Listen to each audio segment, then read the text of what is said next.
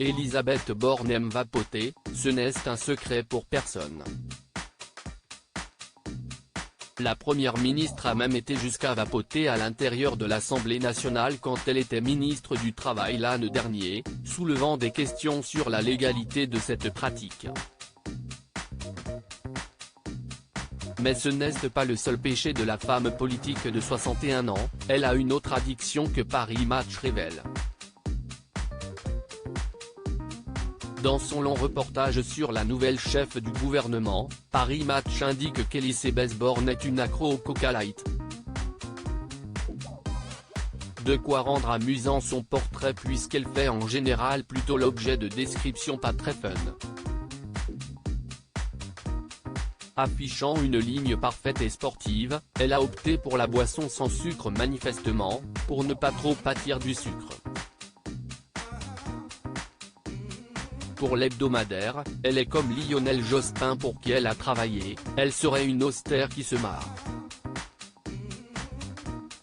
Richard Ferrand la décrit comme une femme qui ne se prend pas au sérieux et gagne à être connue. Lors de la victoire d'Emmanuel Macron, elle était présente au Champ de Mars comme ses autres collègues du gouvernement.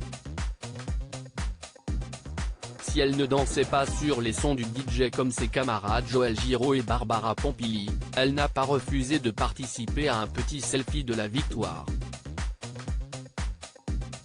Elle a un côté préfète, raconte une figure ministérielle. Burn-out a-t-on dit d'elle quand elle a été à la tête de la RATP. Elisabeth Borne est connue pour épuiser ses collaborateurs et ne pas les ménager. J'en ai marre de travailler avec des cons, je suis entourée de cons, a-t-elle lancé lors d'un déplacement à New York pour le compte de Ségolène Royal. Surnommée Méchanta, Elisabeth Borne est peut-être dure avec les autres autant qu'elle est intraitable avec elle-même, affrontant une forme difficile de la Covid en 2021.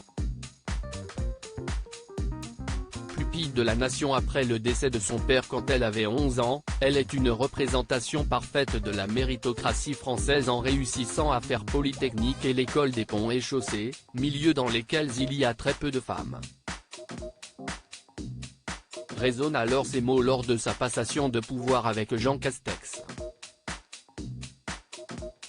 Cette divorcée mère d'un fils, elle est aujourd'hui en couple, mais on ne saura pas plus, avait dédié sa nomination à toutes les petites filles, qu'elle a invitées à se dépasser pour aller au bout de leurs rêves.